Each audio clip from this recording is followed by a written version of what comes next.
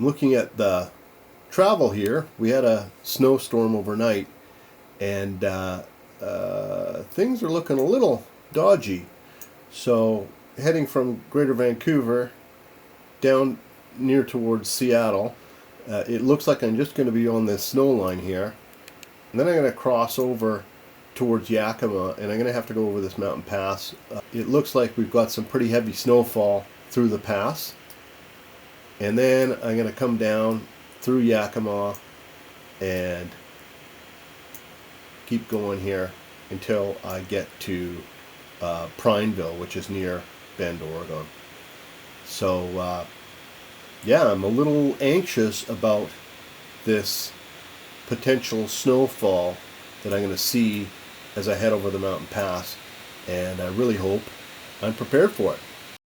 Leaving my house, the snow was already starting to collect on the ground. I don't worry about a few inches of snow, but I was hoping this was not a bad sign of things to come.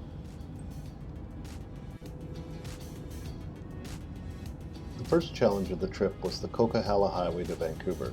The Coke, as we call it, is famously terrible enough to have its own TV show, Highway Through Hell, where you get to watch big tow trucks pull rigs out of the ditch without end. While not exactly hellish today, it was definitely a highway through heck, especially as I neared the notorious Zopkios summit.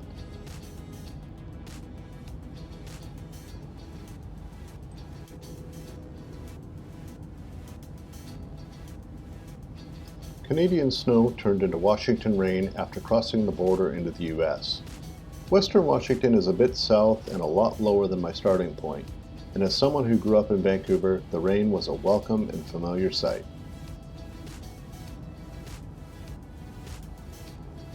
After passing the greater Seattle area, I headed into the Snoqualmie Pass that had looked so menacing in the snow forecast.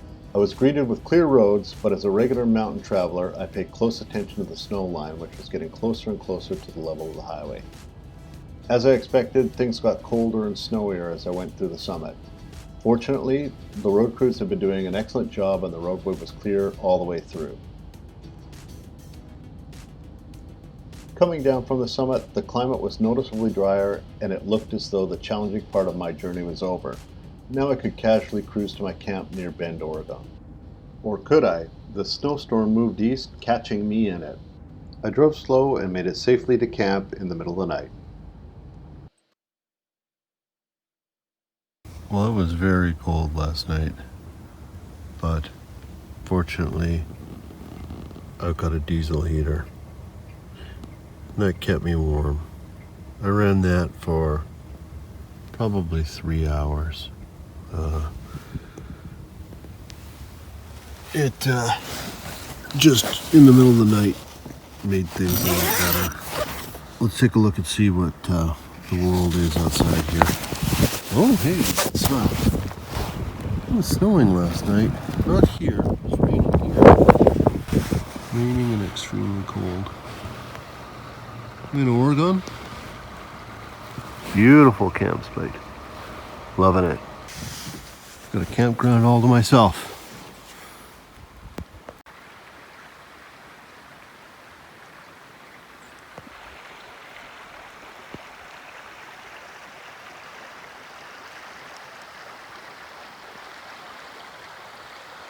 I removed the third row seats from my Commander and I built a box out of plywood and mounted the diesel heater in that box.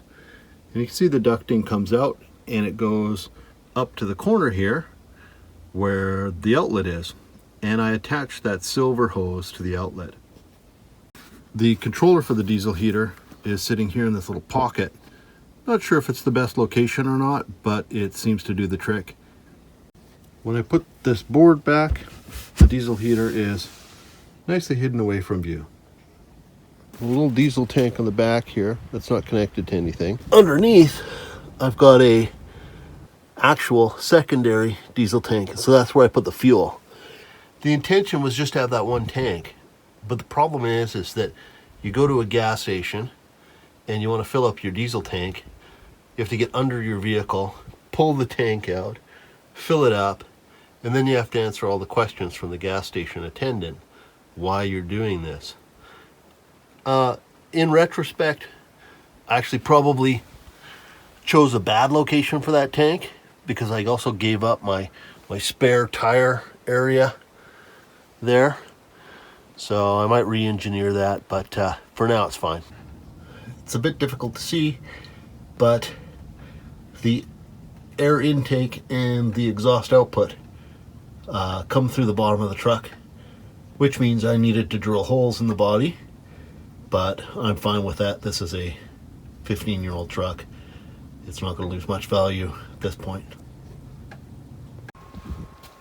Here's how I run the heat from the diesel heater to the tent.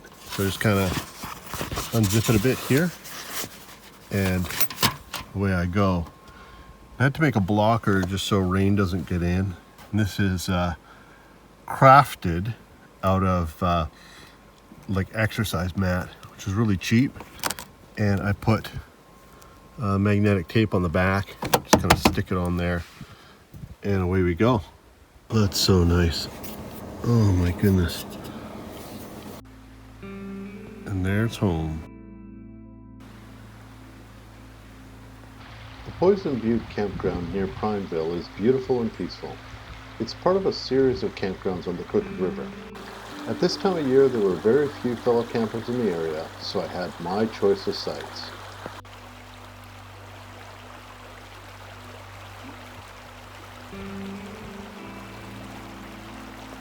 The unique formations of Chimney Rock were within walking distance of the camp.